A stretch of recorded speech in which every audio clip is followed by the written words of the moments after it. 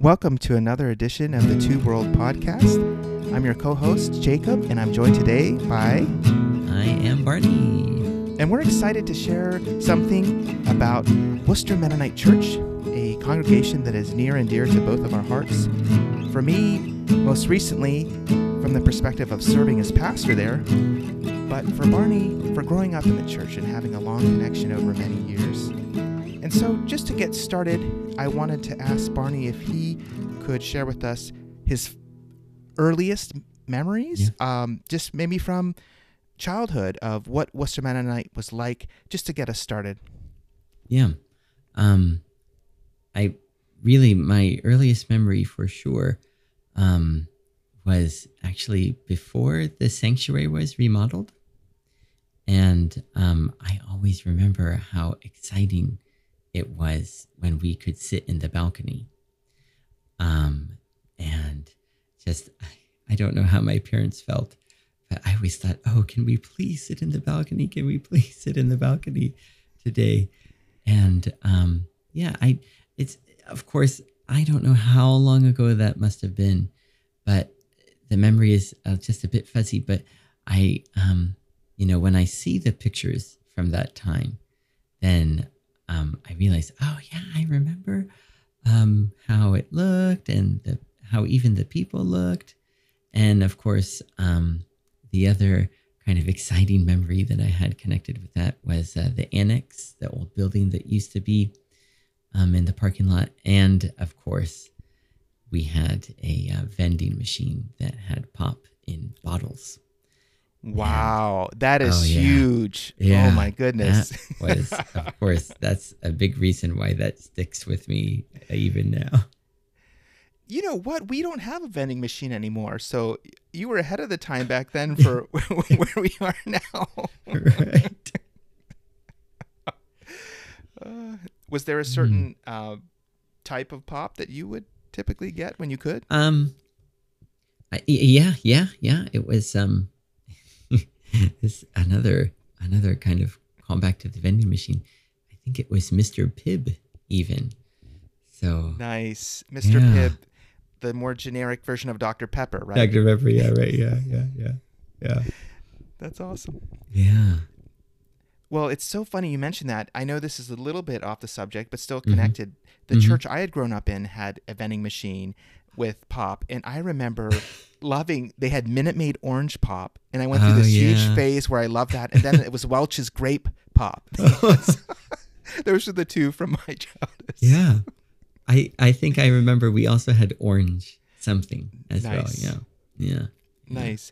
Well, many of us maybe came to the church more recently and didn't realize that the orientation of the sanctuary used to be different. Yeah. And it was flipped. It was flipped. And so it is so fascinating to see those older pictures where it's faced, I guess you would say east. And then after the change, now it faces west. So it's fascinating. Was there a sense of excitement once the fellowship center was complete and you came into the church after that initial change had happened? I wonder what that was like. I know that there was like a dedication. I've seen pictures of that, but I just wondered what the feeling was like, if you recall. Yeah, it was a big change for sure. Putting in the ramp and having the fellowship center, and it really opened up a lot of space and a lot of things that we could use. A lot more event space to use a modern term for us, and that was so new. And then we had the drinking fountains, and they redid the bathrooms. And for some reason, I really remember being impressed by the folding chairs because, previously we just had these folding chairs that are basically like covered cardboard. And now we have these really cushiony chairs. And then we had those kind of burnt orange colored chairs too that are so cushiony. Wow, that's true. When someone at my age, these are the things that make the impression. Absolutely. Yes, I can see that. Yeah, yeah. And the nursery, I think, was new. Right. It was a huge, huge change from the way things were. Oh, that's so fascinating. Yeah. Well, the church and the story of the building is itself fascinating, but I know too a huge part of church life are the relationships, and I'm Mm-hmm. wondering uh, if there's some teachers or mentors or Mm, key people that, as you think back mm, over the years, really stand out in your memory as having had an impact on your life or yeah. had imparted some distinct lessons to you, Mm, or mm, maybe just a chance to look back and recognize them. yeah. Yeah. I know that for Sunday school, I guess for some reason, maybe my grade, it was kind of unique because there were only ever three or four of us, and we were always in the smallest room, and sometimes it was so the craft area now has been kind of redone a bit. You know, it used to be kind of downstairs, really hidden away where we were. But our Sunday school teacher almost invariably every year was Loretta Bauer. Oh, yes, Yeah, Loretta. yeah, and she was always so kind to us, despite the fact that she had these two rascally boys in her class, and we're always picking on the girls, or the only other girl, which was Corey Hess, right? And she was so kind, and talking to her now, she says how she always enjoyed that class. But one memory that I had of her class, it was talking about prayer, and how she said that it's okay to pray silently. I think that was kind of Mm. one of the earlier times that I learned that kind of, oh, here's another adult telling me that this kind of is okay.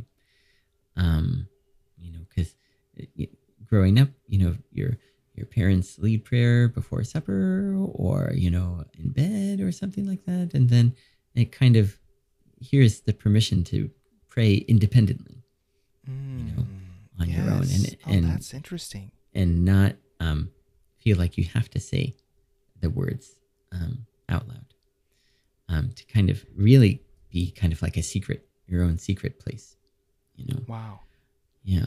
That's so Um, important. And hmm I'm wondering, as you think of yourself at that age, were you more of an introverted child or extroverted, more introverted? Yeah, for sure. Yeah. So, Yeah. particularly coming from that viewpoint, being empowered to pray silently maybe hmm took pressure away from a sense of, Mm, of a public display and yeah. more let it be more comfortable and intimate. Yeah. And Yeah. Yeah, for sure. Yeah. Um, yeah, I could go on and on, but maybe two other people, uh, maybe John Peachy always had such a big impact for me. And that was because he always went out of his way to talk to people. And just growing up in the church too, I didn't really, it was so organic that I was in the church that I never really, um, met people. It's mm, all they always felt like, well, of course they know who I am, right? And so I just had this kind of vague idea of who everyone else is, because they already know me so well. So I often thought to my parents, who is that person again, or who is that person again? But he always went out of his way to talk to, here's little old me, however age I am, and he genuinely cared about what I was doing or chatting and whatnot. Yeah, he was great in so many ways, as was Mary Hirschberger, of mm, course. And kind of touching on your question, being shy or introverted or not. Um, I remember even a few years ago, maybe even 10 years ago by now, I felt like, oh, well, I'm kind of an adult now. So if I want to ask, for prayer for myself during, my travels back to Japan for during prayer time, I can do that. And I raised my hand and got the mic and bumbled and stumbled my way through trying to ask for prayer. And Mary Hirschberger said, "Oh, it's just your same old shy Barney." And I thought, yes, it's so very true. But, it's so interesting to see kind of the way how growing up in church, how other people were seeing me, even though, I am kind of seeing everyone, but not feeling they're so much older than I am, feeling hard to make a connection with people in that way. I feel like there is something special about being in a community where you're known. People have watched you grow up and they've paid attention to who you are and they let you know that they care like that. Yeah. Like a feeling of almost an extended family or a second support network in addition to family that really is there. I know we talked previously about our journey in finding a sister church relationship, and I felt like that was possible in large part because of your connection with our church already, that that there was already trust, and then thinking of you helping us connect with another congregation felt very natural because of your relationships with people at Worcester Mennonite. And so I think that feeling goes both ways, both hopefully your direction that you feel appreciated and people know you, but then also the other way where the congregation is blessed to see what you're doing and to receive things from you, as you've come back over the years to visit and share updates. And I know you've helped us before too by sending a message or doing a message here or there or worship leading. And that's always special, both when you've done it and when others who have been a part of the congregation growing up and then moved to other places, but then come back and visit or help in some way virtually, or that always means so much to the congregation, I can tell. And so, that's wonderful. Well, having these phases of your life, one when you're growing up in the congregation and now one when you come back as a visitor, I wonder if you can talk a little bit about some changes that you've observed that have happened in the life of the congregation, or if you want to highlight some continuities too. I'm sure some things have remained the same, but some things have most certainly changed. I mean, there have been changes in leadership. There have been changes in new people coming, and in some cases we've lost other members. They've gone on, they've passed away. So there have been changes there. So all of those things have an impact on the life of the community and the dynamic of what the community can do and how it expresses itself in ministers. And I kind of wonder what your own impressions are of the continuities and discontinuities based on your childhood life there versus where you are now. I think maybe one of the things that I really noticed right away, coming back, after being in Japan for a while and also being at university for a while, was it felt like, wow, suddenly there's a lot of kids here again, because we really had a while where there weren't many younger kids going to church. Everyone that I could remember was was kind of like junior high and high school, and then there weren't many people at all younger than that. And then coming back now, I see all of these really great kids that are there, and Children's Story is quite a few people up there now. I know at a time it was only like 2 or 3 people who were there, and that's probably one of the biggest feelings that I have that like really noticed me. That I really notice in terms of change. Maybe the other changes are a little subtler, or not, or just in places that I'm not looking. Because things still feel a lot of how they used to. I still love the the visuals that are on either side of the sanctuary. I mean, I know that they used to be banners like made out of felt, I think, and those were great. And yeah, and especially thinking of the members that are still there, and some people still kind of sit in the same seats. You know, I was a little surprised to see that my parents sit in a different place than they used to. You know, not quite so far up to the front, because I think, wait, shouldn't we be up here on the right in the corner? You know, a little bit toward the front, but not anymore. Yeah, and of course the incorporation of technology. Yeah, that's a really big one. It's great to have the screen that can come down, and using slides, or having the scripture or other images visually, and of course having the sound system like real close by, and being able to watch service online, of course. But yeah, kind of, if I can, kind of connecting with the Accio Church. It's interesting. They don't do well, the space that we have now. It doesn't allow for it, but in the past they didn't do banners or visuals in that way. But one member, Kawasaki-san, the older woman, she would do Japanese calligraphy of a Bible verse each week, and would do that really stylish, really beautiful script, and then post that up. And it's so interesting to see that there's this connection of having these visuals that there aren't necessarily referenced during the service, but they're there in both of our traditions. And I really like that. I'm glad that continues. Oh, wow. That is fascinating. And I'm glad that continues too. It's interesting that you mentioned the banners, because Margaret Latta, who serves in our church office right now as our office associate, Mm-hmm. has been a member for a number of years, Mm-hmm. and has served in our worship ministry.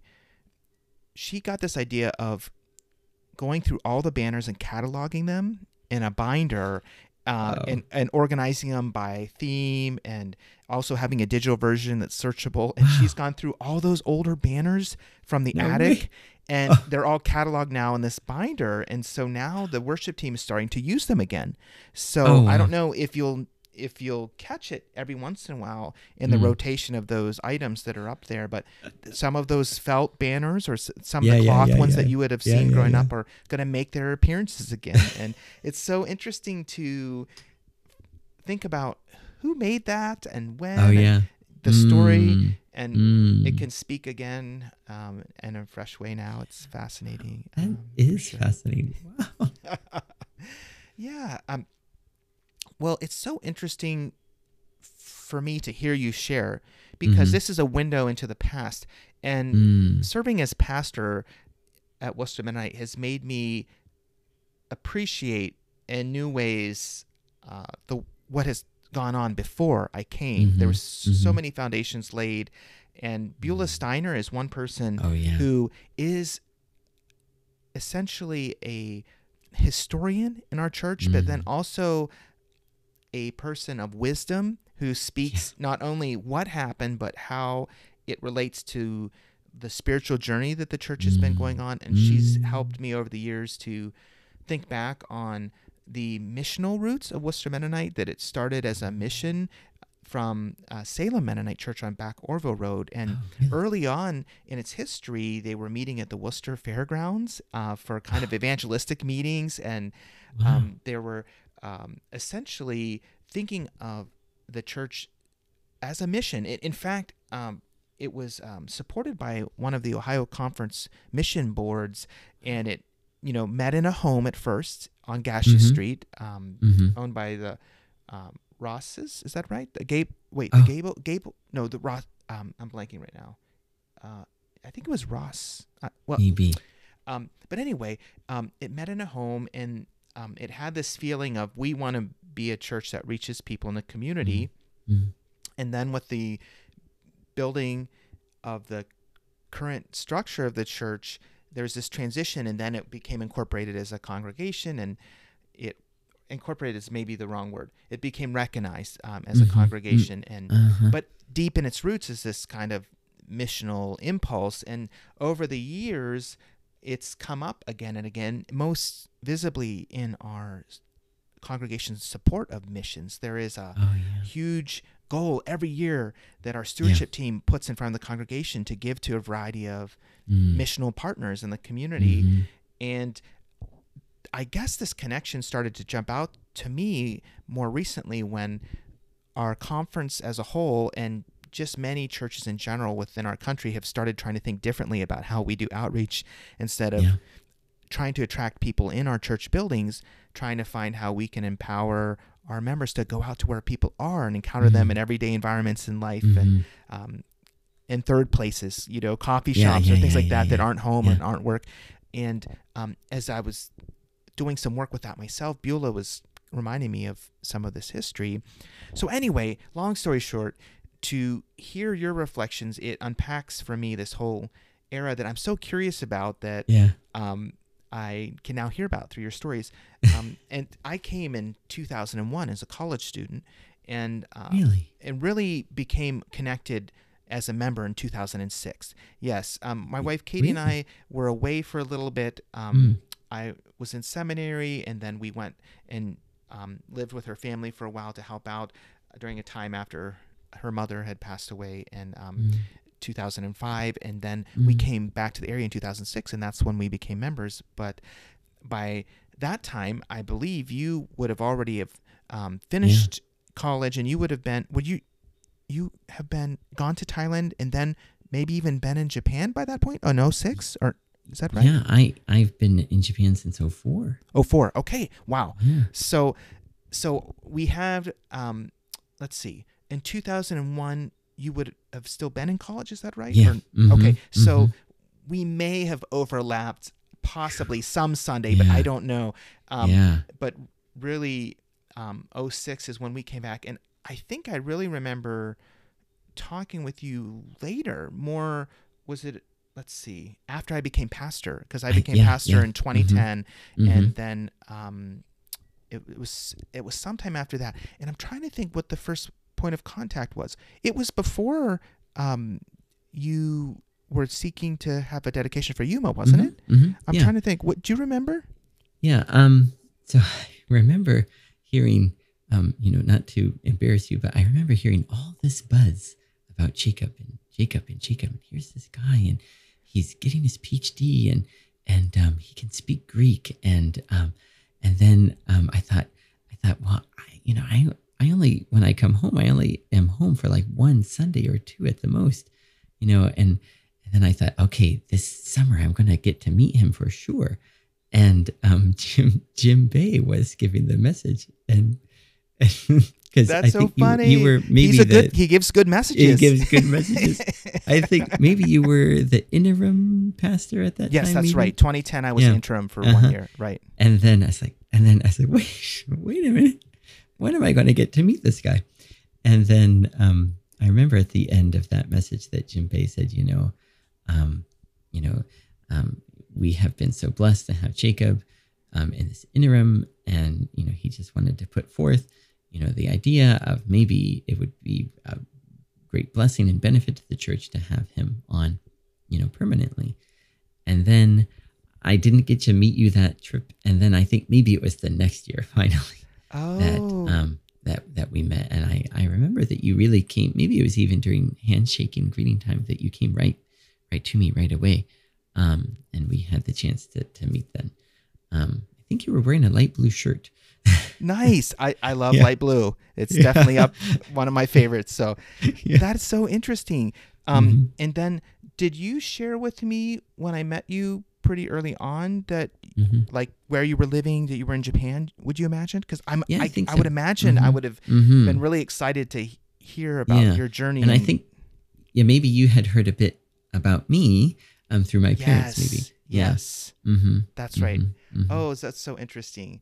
Yes.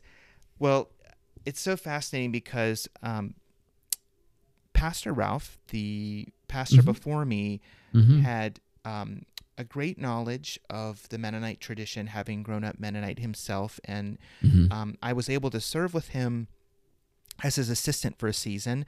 When we came back in 2006, there was some youth ministry work and some young adult work that he was hoping to have help with. And Ryan Clemens, who had been the youth pastor for a number of years, had transitioned out of that role, and so they had this vacancy, and so they brought me on as a part-time employee. But anyway, all that to say that I got to observe Ralph and be mentored by Ralph, and which was very helpful because I did not grow up in a Mennonite church or congregation, but I was really drawn to it, and I recognize in the transition from Ralph as a pastor to me as a pastor that there would be, just by nature of our backgrounds, a different feel, to the pastoral ministry and sermons and just how things were done.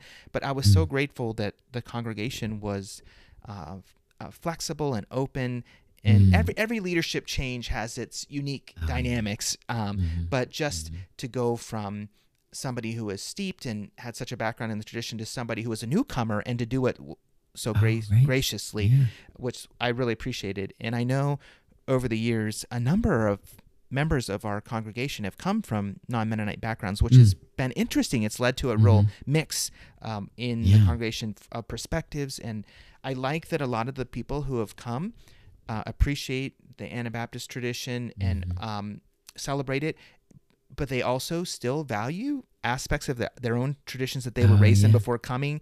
And so you get this sense of a richer, fuller conversation when we talk about theology or scripture.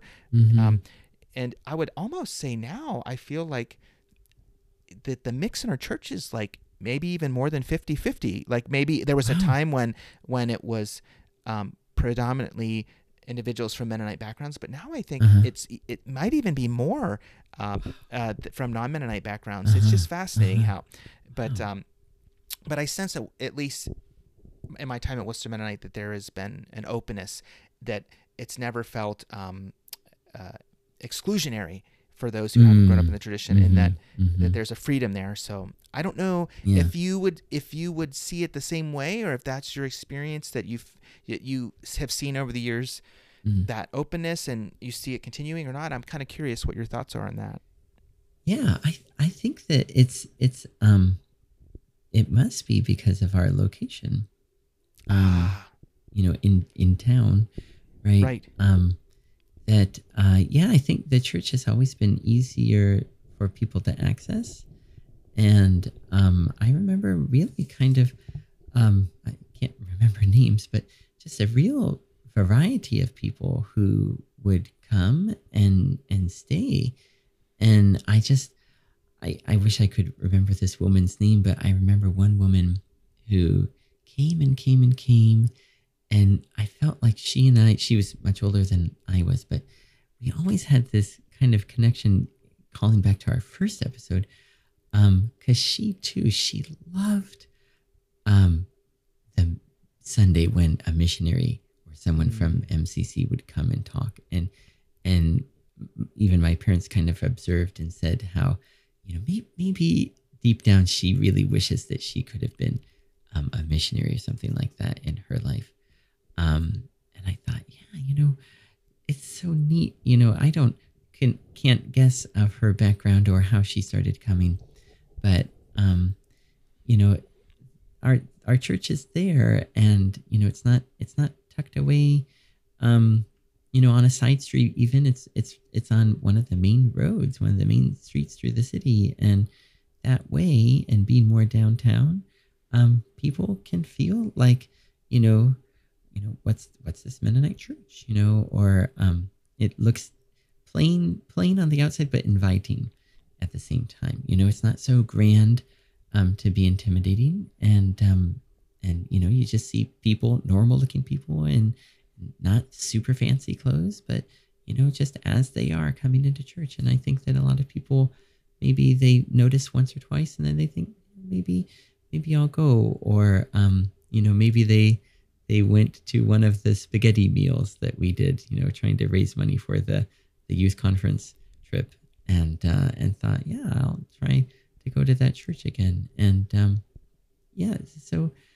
those small things that we did, or just the church as it is, could bring people that I remember who didn't have a connection to the Mennonite Church. And it's so interesting to see now that I wonder, what is it that draws? Do you have any idea what it is that draws so many different backgrounds to the church now? Yeah, I have a sense of perhaps aspects of it. I think there is a spirit of hospitality and welcome that I believe has been very meaningful over the years. That is what drew me as a college student, and I've heard others mention who have become connected more recently that is what drew them. Wow. And I think that that's something for our congregation to celebrate and to continue to try to embody, because people are hungry for welcoming, accessible community right now and support. Oh, yeah. I think also our proximity to the college, like you said, is very helpful, not only visibly where we're located, but also there is a certain engagement that you get when you're close to the college in terms of events, shared events with students, service nights, guest speakers on campus that our folks can go listen to, or in some cases we can organize events. So that type of engagement, I think, creates interest or hunger for some people to, it's neat to be part of a community that is asking these questions that seem relevant to college students. And I think that's something maybe to say too for our tradition as a whole right now, that the concern for holistic living, peace and justice, and embracing a Christ-centered view of the world, all that mixed together is very attractive for Christians right now who are maybe disillusioned from certain expressions of Christianity that are more nationalistic, or for certain traditions who don't want to talk about peace and justice, or racism, or inequality. And so I've heard several people more recently who've connected say that they really like that the church has both this hunger for like a Christ-centered approach, very focused on Scripture, but at the same time wants to engage in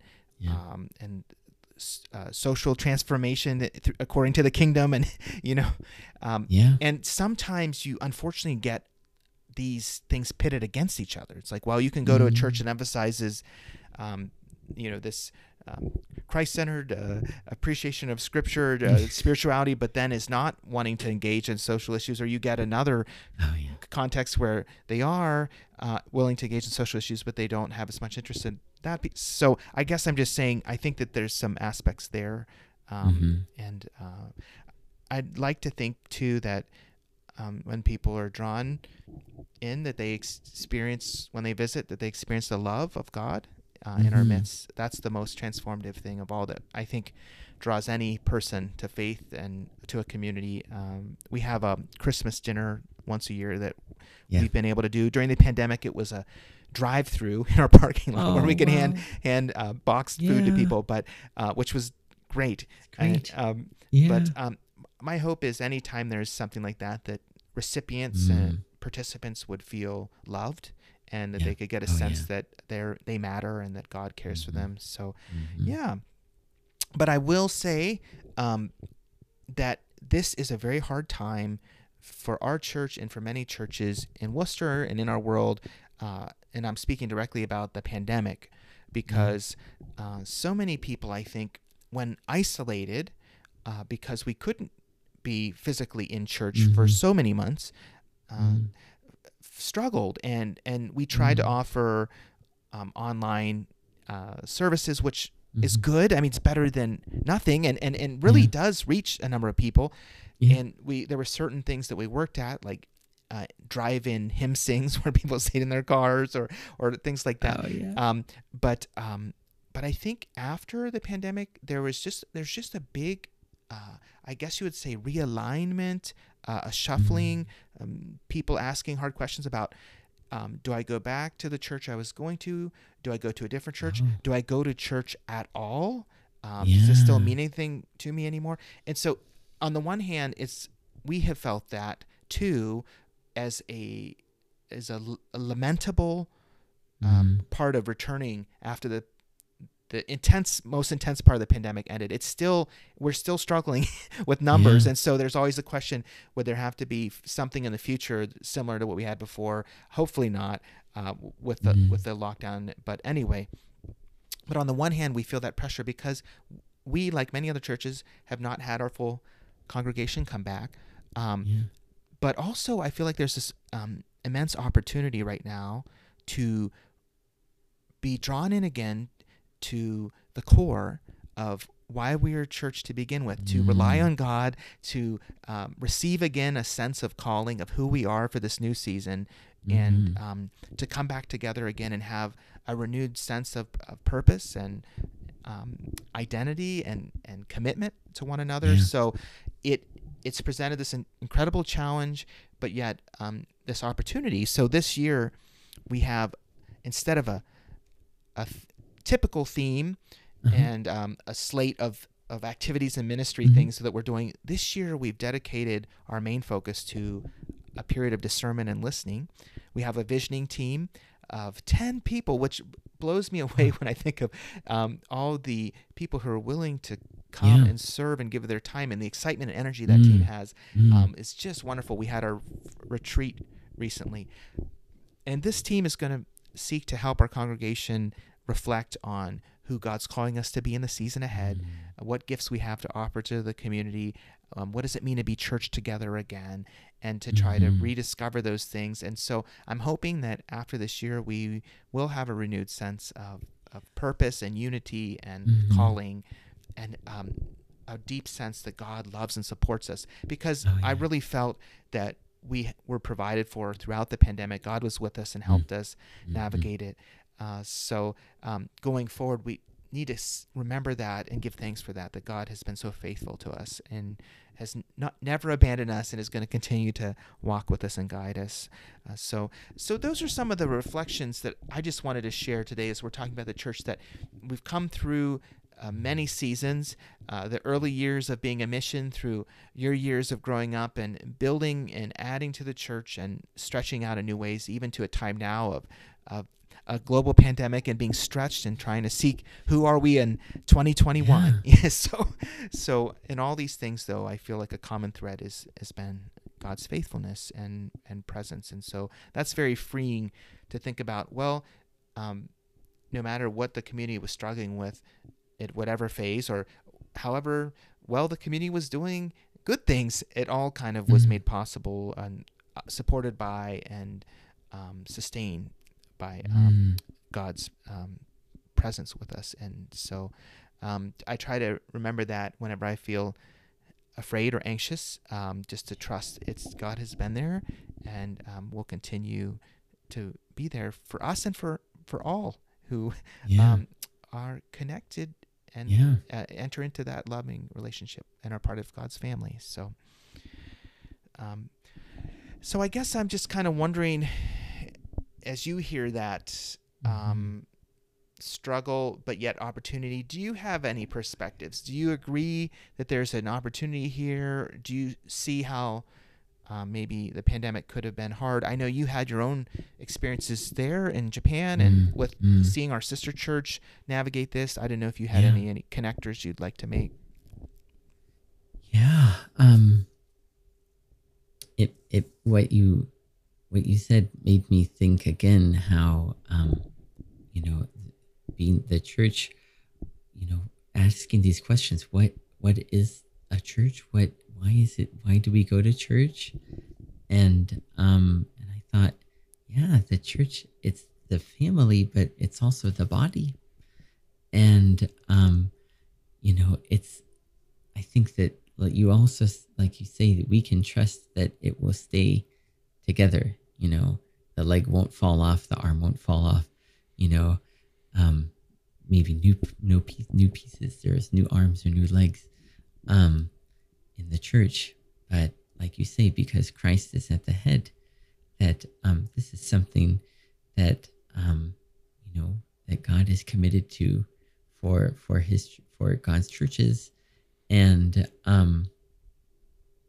that exactly maybe it's with this big change, it's leaving the door open for new things to happen.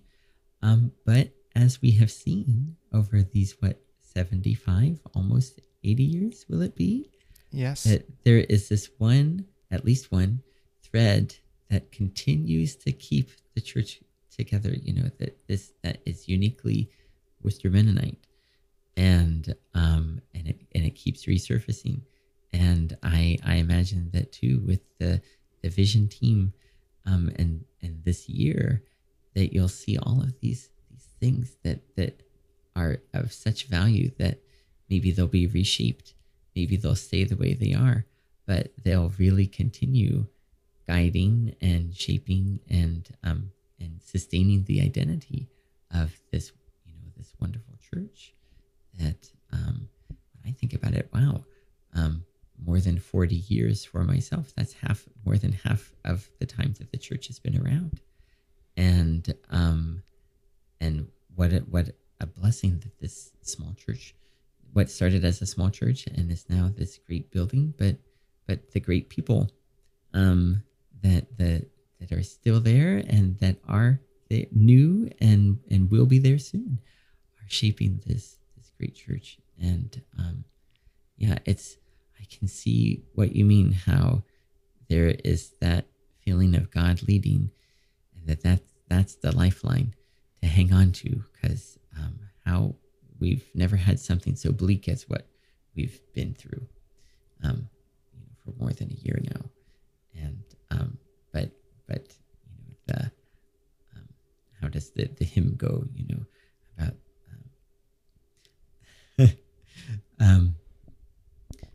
oh boy, of course it would leave me right now. I can it's right here is where it is, but I just can't get it to come out here. But how God is the rock, and because even despite the strong winds or the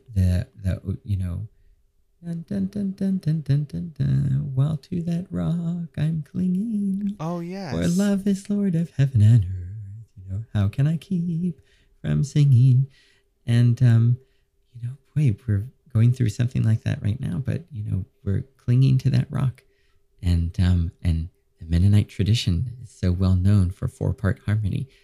How can we keep from singing? Even in this storm and this gale that we're experiencing right now. Wow. And well said. Thank you. Yeah. That's well said. Yes. Very true.